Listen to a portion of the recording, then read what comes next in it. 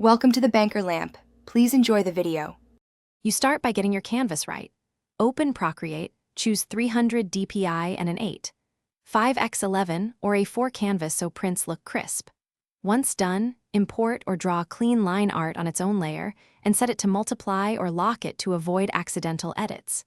Now make a new layer underneath the lines for base colors.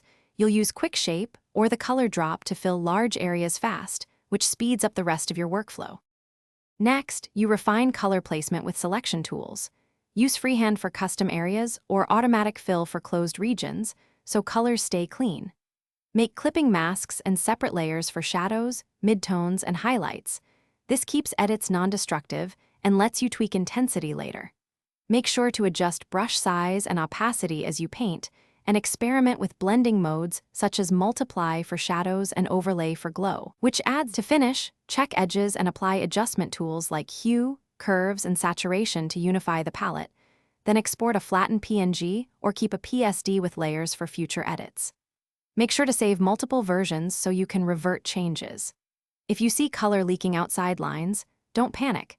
Use Alpha Lock on the color layer or reselect the area and expand the selection slightly before filling.